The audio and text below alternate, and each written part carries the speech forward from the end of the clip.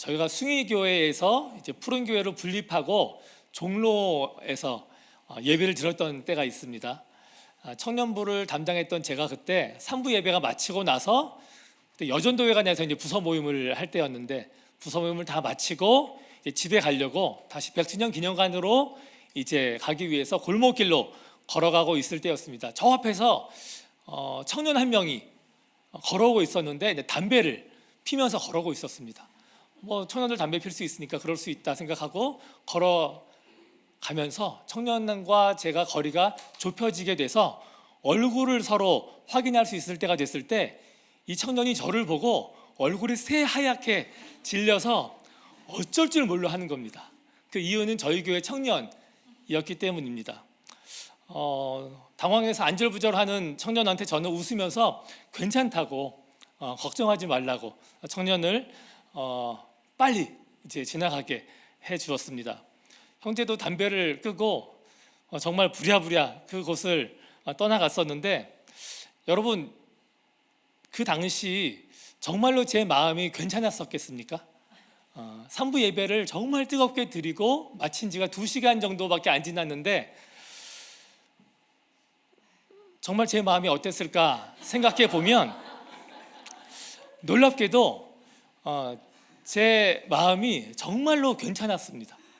아무렇지가 않았습니다. 오히려 그 형제한테 너무 큰 충격을 준 게 아닐까 걱정이 됐습니다.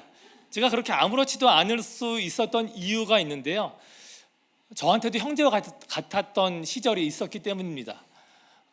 그 형제는 예배가 끝난 뒤에, 그것도 한참 뒤에 아무도 사람이 없을 때 담배를 피웠었는데, 저는 청년 때 예배가 마치고 예배당 문을 나서면서 형제와 같은 똑같은, 구체적으로 묘사하는 게 은혜가 되지 않을 것 같아서 이렇게 말씀드리는 걸 이해해 주시면 좋겠습니다. 그렇게 예배당에서 나오자마자 그렇게 행동을 했던 저였기 때문에 지금 돌이켜보면은 그때 저와 같이 예배를 마치고 함께 내려왔던 수많은 성도들이 저를 보면서 얼마나 충격을 받으시고 혀를 끌끌 차시고 또 어떤 분들이 시험에 들지 않았을까 생각을 하게 돼서 참 이 자리를 빌어서 참 부끄럽고 죄송한 마음이 너무나 큽니다. 제가 30년도 더 된 그때의 제 마음을 기억할 수는 없지만 아마도 제 마음에는 예배가 마쳤으니까 괜찮지 않을까? 또 예배가 끝났으니까 또 하나님이 안 보시지 않을까 했던 마음이 컸던 것 같습니다. 아마 길에서 저를 만난 형제도 저와 같은 생각이지 않았을까 싶습니다. 예배는 최선을 다해서 드렸고, 그리고 예배는 마쳤으니까 그렇게 행동하는 것은 상관없지 않을까? 또 게다가 보는 사람이 없었으니까, 또 예배에 관계된 사람들이 없었으니까 더 마음을 놓았던 것 같습니다. 여기서 저는 한 가지 질문을 드리고 싶습니다. 정말 예배는 끝이 났던 것일까요? 그리고 예배가 마친 이후에는 정말 자유롭게 내가 원하는 것을 해도 되는 것일까요? 라는 질문 말입니다. 저는 공예배 때 최선을 다해서 또 뜨겁게 또 주님을 찬양하고 예배를 드리려고 합니다. 그 시간이 얼마나 기쁘고 좋은지 모릅니다. 그런데 그렇게 뜨겁게 예배를 드렸는데도 불구하고 주중에 어떤 순간엔 저도 모르게 마음이 냉랭할 때가 있습니다. 주일 예배 때처럼 열정적으로 주님을 예배하고 또 감사한 마음이 가득하면 좋겠는데, 이유를 알 수 없게 제 마음이 굳어져 있을 때도 있고 하나님으로부터 멀리 떨어져 있는 것만 같은 때가 있습니다. 자주 그런 일들이 있었기 때문에 예배 때처럼 그런 마음을 갖지 못하는 제 마음이 정말 안타깝고 답답해서 또 하나님께 죄송할 때가 한두 번이 아니었습니다. 그런 저에게 하나님이 항상 주의 은혜 가운데 머물라고, 또 주의 임재 가운데 거하라는 마음을 주셨습니다. 그러면서 주님을 향한 나의 예배를 회복하자는 도전을 주셔서 제가 그때부터 이제 말씀을 통해서 어떤 예배가 하나님이 기뻐하시는 예배인가, 또 하나님이 찾으시는 예배인가를 찾아보기 시작했습니다. 예배하면 대표적으로 떠오르는 본문이 오늘 함께 읽은 요한복음 4장입니다. 오늘 본문을 보면 사마리아 여인이 예수님에게 그리심산에서 예배드리는 게 맞는지 아니면 예루살렘에서 드리는 게 맞는지 묻습니다. 바벨론 1차 포로 귀환 이후에 스룹바벨이 성전을 재건할 때 사마리아 사람들이 같이 참여하려고 했는데 거절을 당합니다. 그래서 본인들의 예배 처소에 대한 해결책으로 그리심산에 성전을 지어서 제사를 드렸습니다. 그런데 유대인들은 예배는 예루살렘에서 오래전부터 드려왔고 그곳에서 드리는 예배가 하나님이 기뻐 받으시는 제사라고 했기 때문에 예수님에게 물어본 것입니다. 그런데 이 질문에 예수님은 문제는 장소가 아니라고 말합니다. 오히려 예배를 드리는 때와 또 어떻게 예배를 드리는지가 중요하다고 말씀을 하십니다. 이 말씀으로 우리가 알 수 있는 것은 특정한 장소에서 드리는 예배, 특정한 때에 드리는 예배가 전부가 아니라는 사실을 알 수 있습니다. 예수님은 사마리아 여인에게 예배의 장소와 비교할 수 없이 중요한 것이 있는데 그것은 바로 아버지께 참되게 예배하는 것이라고 말합니다. 그리고 참된 예배는 영과 진리로 드리는 예배라고 알려주십니다. 여러분, 영과 진리로 드리는 예배가 무엇인지 알고 계십니까?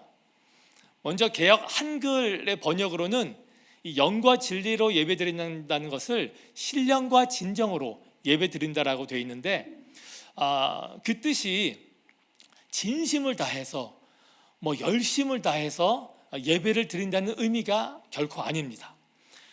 영과 진리로 예배 드린다는 말을 제가 헬라어 원어로도 찾아보고 여러 가지 사전을 통해서도 찾아봤지만 시원하게 해석되는 것이 없었습니다. 그래서 도대체 영과 진리로 드리는 예배는 무엇인가 정말 고민하고 연구하고, 그리고 로마서 12장에 나오는 그러므로 형제들아 내가 하나님의 모든 자비하심으로 너희를 권하노니 너희 몸을 하나님이 기뻐하시는 거룩한 산 제물로 드리라 이는 너희가 드릴 영적 예배니라. 이 영적 예배가 무엇인지를 계속해서 찾아보았습니다.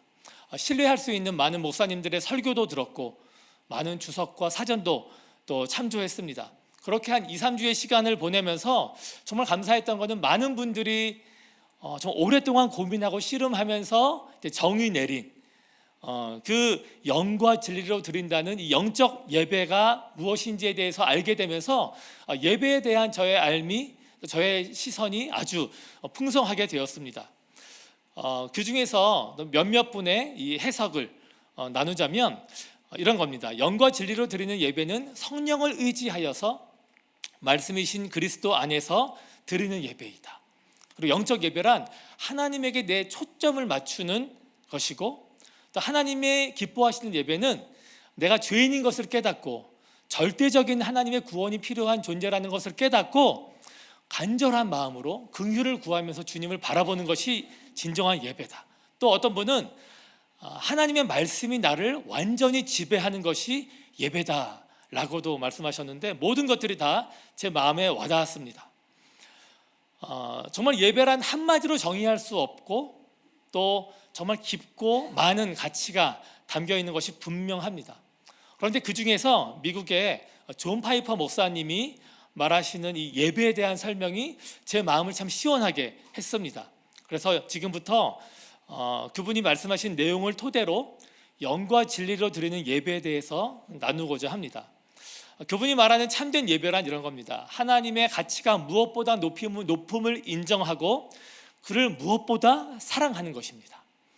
예배에서 가장 중요한 것은 하나님이 정말로 어떤 분인지 우리가 올바로 이해하고 그분의 가치를 인식하는 것인데 그것이 바로 진리로 드리는 예배라는 것입니다.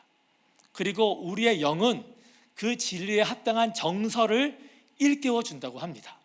이것이 영과 진리로 드리는 예배라고 말합니다. 쉽게 다시 설명드리자면 참된 예배란 하나님을 참되게 알아서 우리의 마음이 그 하나님에 대한 이 참된 진리에 반응해서 세상 무엇보다 하나님을 가치 있게 여기고 그분을 사랑하고 귀하게 여기고 또 그분으로 만족하게 여기는 것입니다. 바꿔서 말한다면 우리가 하나님을 영과 진리로 예배하지 못하는 이유는, 다른 말로 우리가 온전히 주님을 예배하지 못하는 이유는 우리가 하나님을 참되게 알지 못하기 때문입니다. 우리는 정말 하나님을 너무 조금밖에 모릅니다. 좋으신 하나님, 천지를 만드신 하나님, 그리고 나를 구원하시기 위해 독생자를 내어주신 그런 성부 하나님으로 아는 게 전부입니다. 그래서 하나님은 선하시다라는 것만 알지 구체적으로 왜 선하신지, 무슨 일들을 행하셨기에 선하고 인자하심이 끝이 없으시고 인애로우시고 자비로우시다고 하는지 우리는 잘 모릅니다. 아니, 잘 알려고 하지도 않습니다. 그래서 우리가 마음을 다해서 주님을 예배하지 못하는 것입니다.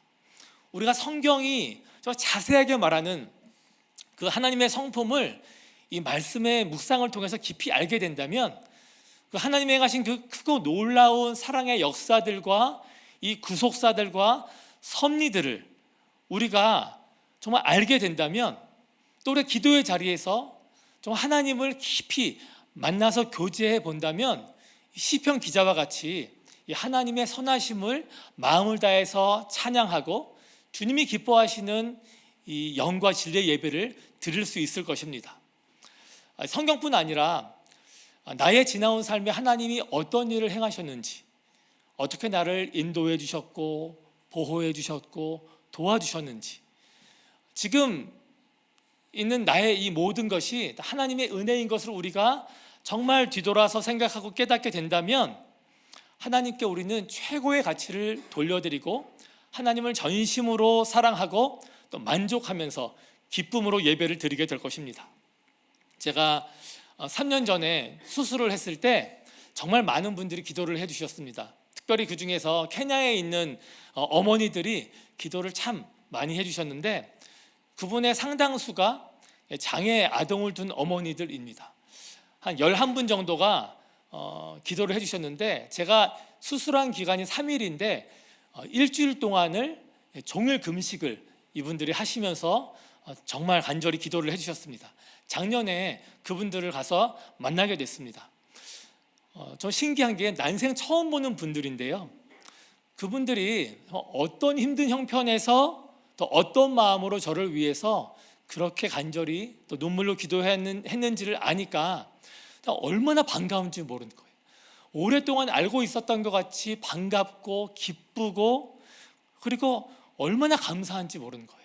그래서 그분들과 함께하는 그 시간들이 정말 시간 가는 줄 모르고 정말 서로에 대한 고마움을 표현하고, 말도 잘 안 통하는데 너무나 기쁘고 즐겁고 정말 함께 지나왔던 그 시간들을 기억하면서 정말 이 성도의 이 교제가 주는 최고의 기쁨을 제가 누리고 왔습니다. 여러분, 사람 사이도 이럴진데, 우리가 하나님이 우리 삶에서 행하신 일들을 온전히 알게 된다면, 또 깨닫게 된다면, 우리의 영이 깨어서 하나님을 정말 진정으로 찬양하지 않겠습니까? 우리가 드릴 수 있는 최고의 경배와 감사와 찬송을 올려드리지 않겠습니까? 저는 케냐에서 그분들 외에도 정말 많은 분들을 만났습니다. 제가 왔다고 도움을 요청하러 오는 분들도 만나고, 또 제가 있는 곳에 그 행사에 참여하려고 단순히 이제 행사에 참여하려고 온 분들도 많이 만났었는데, 그분들과의 사이에서는 그런 기쁨이나 친밀한 교제가 나타나지는 않았습니다. 왜 그럴까요? 저와 그분들 사이에 어떠한 교류도 또 감사의 기억도 없기 때문입니다. 하지만 저와 수년간 연락했던 그곳의 사람들, 또 서로의 소식을 듣고 함께 마음을 같이 했고 또 서로를 축복했던 사람들은 만나는 모든 순간마다 정말 기쁨의 시간이 넘쳤습니다. 여러분, 우리의 예배도 그렇지 않습니까? 의무감으로, 습관적으로, 형식적으로 드리는 예배에서 참된 기쁨을 경험하기 어렵습니다. 왜냐하면 하나님에 대한 바른 알미 우리에게 없기 때문입니다. 하나님에 대한 온전한 지식과 온전한 알미 또 기억이 없는 이상 우리는 마음을 다하는 예배를, 뜻을 다하는 예배를 드릴 수 없습니다. 우리가 아무리 의지적으로 최선을 다해서 예배를 드린다고 해도 없었던 감사와 사랑이 생기지 않습니다.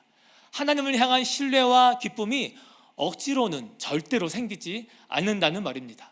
우리를 향하신 하나님의 그 사랑과 또 나에게 행하신 일들을 내가 온전히 알지 못한다면 우리가 드리는 예배로 인한 기쁨은 오랫동안 유지되지 못할 것이고, 예배 시간이 끝나면 얼마 지나지 않아서 그 감격은 온데간데 없이 사라지고 이내 공허함이 반드시 찾아오게 될 것입니다.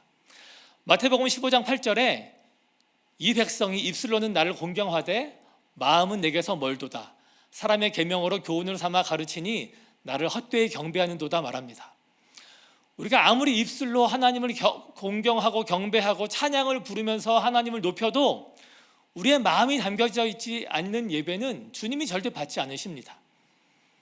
우리가 아무리 예배 시간을 빼놓지 않고 예배에 참여해도 말입니다. 예배에 있어의 문제는 그것뿐만이 아닙니다.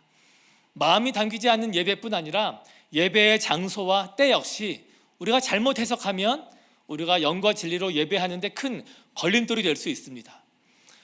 예수님은 사마리아 여인에게 우리가 참되게 예배드릴 때가 오는데 그때가 바로 언제냐면 이때라 라고 말합니다. 당시 사람들이 중요하게 여기는 1년에 3번 모두가 모이는 유월절, 오순절, 또 초막절의 절기입니다. 그러나 예수님은 그때가 아니라 그런 특별한 정한 이 시간에 드리는 예배가 참된 예배가 아니라 예수님과 만난 지금이 바로 예배드릴 때라고 말씀하고 계십니다. 로마서 12장에서도 영적 예배를 설명할 때에 있어서 어떤 특정한 때를 가리키지 않습니다. 너희 몸을 거룩한 산 제사로 주일 예배 때 드려라, 수요 기도회 때 드려라 라고 말하지 않습니다. 왜 그렇겠습니까? 주일 예배가 예배의 전부가 아니기 때문입니다. 주일 예배를 시작으로 매일의 삶이 예배가 되어야 합니다. 우리 평일의 삶이 예배가 되지 않는다면 주일에 드리는 예배가 온전히 드려질 수 없습니다. 그런 이스라엘 백성들의 제사를 하나님이 받지 않으셨던 것을 우리는 기억해야 합니다. 그렇기 때문에 우리는 매일매일 하루를 예배로 시작해야 합니다. 우리의 상한 마음 괜찮습니다. 우리의 간절한 마음, 감사한 마음, 회개하는 마음, 두렵고 떨리는 마음, 기쁜 마음, 그 모든 것들을 가지고 주께 나아가야 합니다. 히브리서 13장 15절부터 16절을 보면 그러므로 우리는 예수로 말미암아 항상 찬송의 제사를 드리자. 이는 그 이름을 증언하는 입술의 열매니라. 오직 선을 행함과 서로 나누어 주기를 잊지 말라. 하나님은 이 같은 제사를 기뻐하시느니라 말씀합니다. 찬송의 제사를 언제 드리라고 합니까? 항상 드리라고 합니다. 즉 예배는 항상 주께 드려야 하는 것입니다. 주일에 구별되어 드리는 예배를 시작으로 우리의 예배는 계속해서 진행되어야 합니다. 그 예배가 우리의 가정에서 드려져야 하고 직장에서 드려져야 하고 캠퍼스에서 드려져야 하는 것입니다. 오늘과 같은 수요 기도회에서도 드려지고 치열한 우리의 삶의 현장에서도 우리의 예배는 하나님께 드려져야 하는 것입니다. 다윗은 성전이 아닌 장막에서 24시간 예배를 드렸던 사람입니다. 찬양대를 조직해서 항상 주님을 찬양하게 했습니까? 누가 시켜서 그랬겠습니까? 그가 왜 그렇게 계속해서 하나님을 예배했겠습니까? 자신의 마음이 그렇게 하지 않고는 견딜 수가 없었기 때문입니다.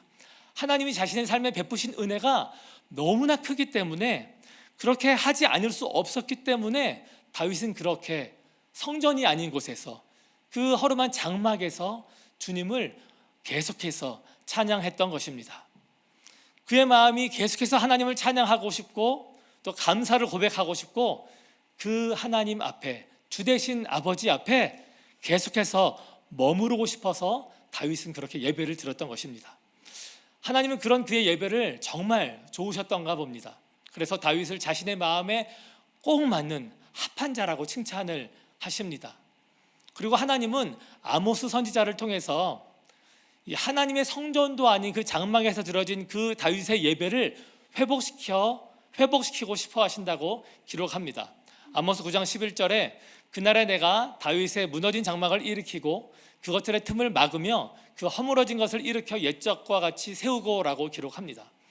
왜 그렇게 하나님은 다윗의 예배, 그 장막에서 드려지는 이 날마다의 예배를 사모하고 회복되기를 원하셨겠습니까? 그 이유를 말라서기를 통해서 읽어드리겠습니다. 내 이름을 멸시하는 제사장들아, 나 만군의 여호와가 너희에게 이르기를 아들은 그 아버지를, 종은 그 주인을 공경하나니 내가 아버지일진데 나를 공경함이 어디 있느냐? 내가 주인일진데 나를 두려워함이 어디 있느냐 하나 너희는 이르기를 우리가 어떻게 주의 이름을 멸시하였나이까 하는도다. 만군의 여호와가 이르노라. 너희가 내 제단 위에 헛되이 불사르지 못하게 하기 위하여 너희 중에 성전문을 닫을 자가 있었으면 좋겠도다. 내가 너희를 기뻐하지 아니하며 너희가 손으로 드리는 것을 받지도 아니하리라 라고 말입니다. 패역한 이스라엘 백성이 제사 때마다 어기지 않고 나오긴 하지만 입술로는 주를 공경한다고는 하나 모든 것이 헛되이 드리는, 마음을 담지 않은 예배이기 때문입니다. 그들의 삶에 하나님을 경외하는 것이나 두려워하는 것이 절대로 조금도 찾을 수 없기 때문에 아무리 절기마다 너희가 빼먹지 않고 찾아와서 제물을 바치고 제사를 드려도 하나님은 그것을 기뻐 받지 않으시는 것뿐만 아니라 아예 그 성전문을 닫으면 좋겠다고 말씀하시는 것입니다. 오늘 누가 무너진 우리의 예배를 회복시키기를 원하십니까? 우리 중에 누가 경외함으로 또 공경함으로 하나님을 날마다 예배하며 하나님을 기쁘시게 하기를 원하십니까? 저는 다윗과 같이 우리 삶의 모든 시간을 하나님께 나아가는 예배로 삼고 주님 앞에 머무시는 저와 모든 분들의 삶이 되기를 축복합니다. 그렇다면 우리가 우리 삶의 현장에서 또 어떻게 마음을 다해서 주님을 예배할 수 있겠습니까? 매일의 일상에서 어떻게 영과 진리로 주님을 예배할 수 있겠습니까? 그것은 간단합니다. 날마다 말씀을 통해서 하나님을 참되게 아는 데서부터 시작합니다. 그렇게 말씀을 통해서 하나님을 알아갈 때 우리의 마음이 하나님으로 인한 옳은 지식들로 쌓여지게 되고 그 지식들과 알매 우리가 반응해서 세상 그 어떤 것보다 하나님을 가치 있게 여기게 되고 그로 인해 하나님을 그 무엇보다 사랑하게 되고 그 어떤 것보다 귀하게 여기면서 세상의 그 무엇으로가 아닌 하나님으로 우리는 기뻐하며 만족하게 살 수 있습니다. 그렇게 주신 평강과 기쁨의 참 만족이 흘러넘쳐서 우리의 입술을 통해서 찬양의 행동들이 나타나게 되는 것입니다. 손을 올리기도 하고 박수를 치기도 하고 무릎을 꿇기도 하고 목소리를 높이기도 합니다. 주님이 기뻐하시고 가치 있게 보시는 일들을 우리는 찬양 때뿐만 아니라 날마다 행하게 됩니다. 그래서 하나님께 찬송으로 올려드린 제사가 다른 사람을 위해서 내 삶을 나누는 거룩한 산 제물로 영적 예배로 우리가 드리는 데까지 나아가게 되는 것입니다. 이재철 목사님은 예배를 설명하시면서 이렇게 말씀하셨습니다. 주일날 예배당에서 시작된 예배가 우리 삶의 현장으로 이어져서 우리의 몸이 걸어다니는 거룩한 산 제물이 되는 동력이 되게끔 하는 것이라고 말입니다. 그렇기 때문에 예배는 주일날 끝난 것이 아닙니다. 예배는 계속 진행됩니다. 지금 이 순간에도 기도가 마친 이후에도 여전히 우리는 예배자로서 주님을 예배하며 살아가야 합니다. 수정 자매라는 사람이 있는데요.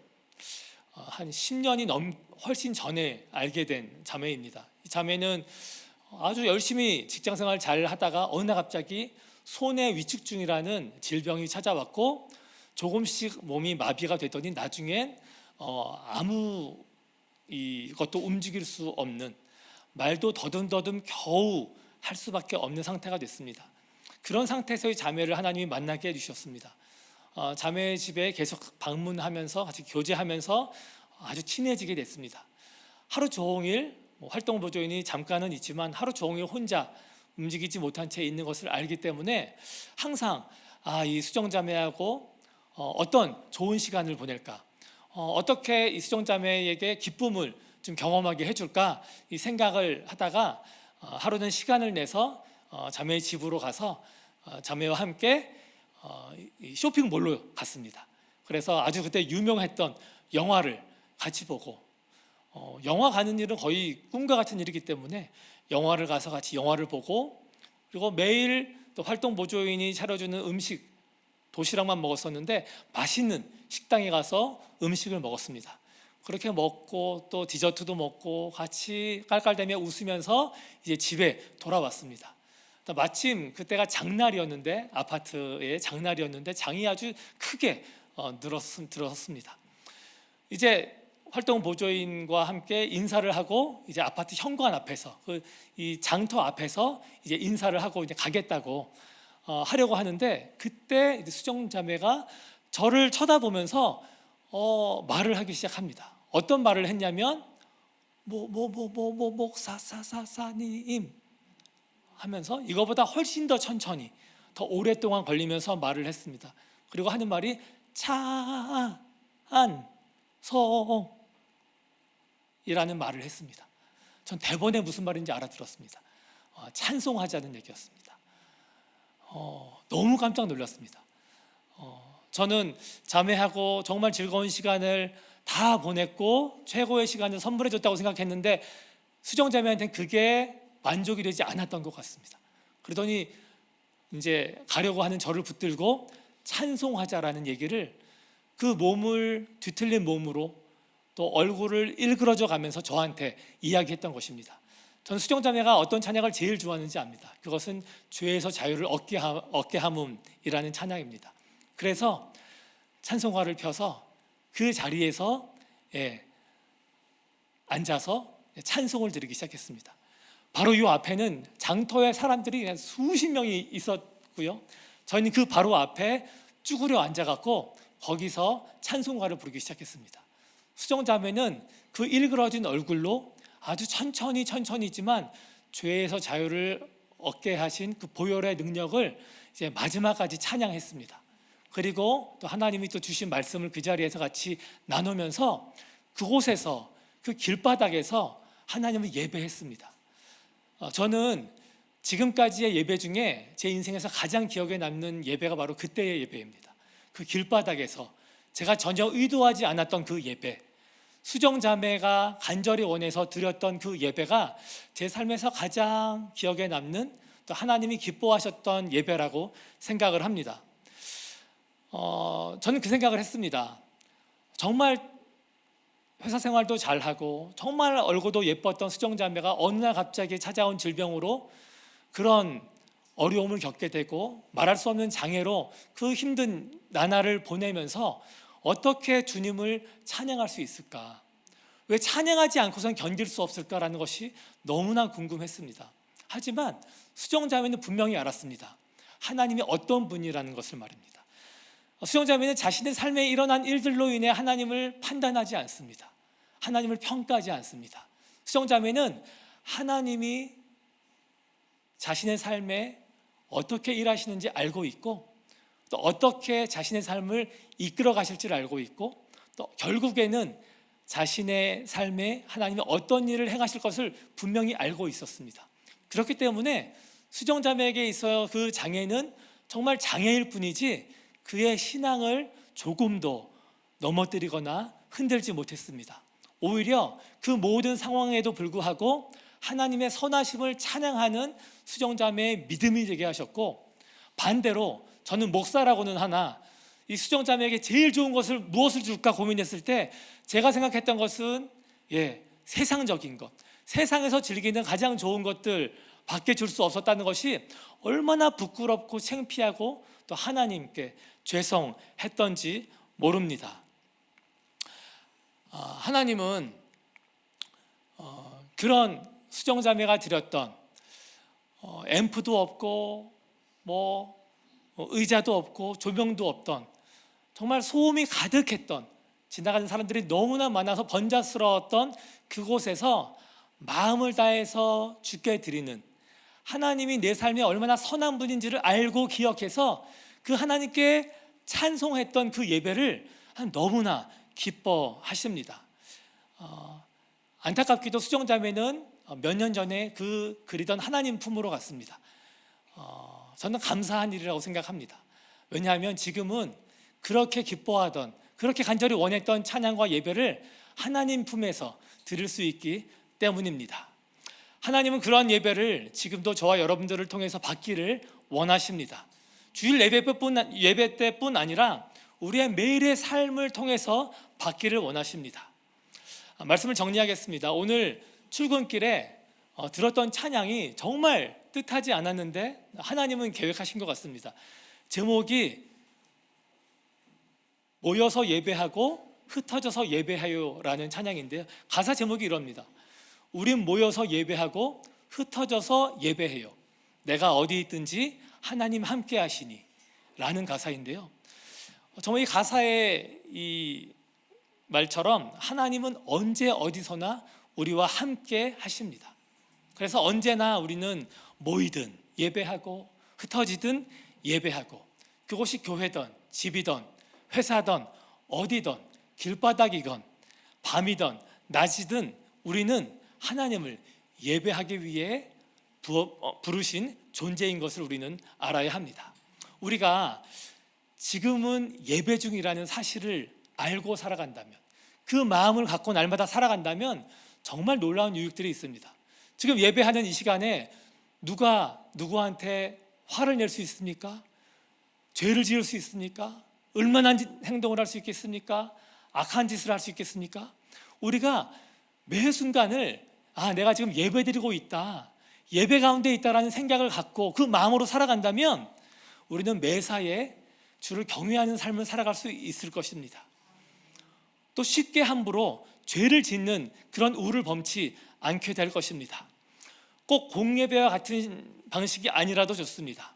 예배란 하나님의 성품과 그분의 선하심과 또 우리에게 이미 행하신 일들에 대한 반응입니다. 우리가 아침에 눈을 뜨면 그래서 제일 먼저 하나님께 감사를 고백하고 찬송으로 주님을 높이시기를 축복합니다. 그분의 말씀으로 먼저 만족해야 하고 날마다 하나님의 인재하심과 동행하심에 항상 기뻐하시기를 원합니다. 그것이 바로 하나님이 기뻐 받으시던 예배입니다. 주님께 지은 죄로 긍휼을 구하는 것도, 또 그분을 두려워하는 것도 예배 가운데 하나입니다. 또 주님을 간절히 의지하고 또 감사해하며 또 다른 사람들을 축복하며 주님이 하실 일들을 기대하며 기도하는 것도 예배의 삶입니다. 우리가 그렇게 날마다 주님을 진정 사랑함으로 예배드리며 살기를 주님은 간절히 원하십니다. 그런 예배의 삶 살아가시기를 주의 이름으로 축복합니다.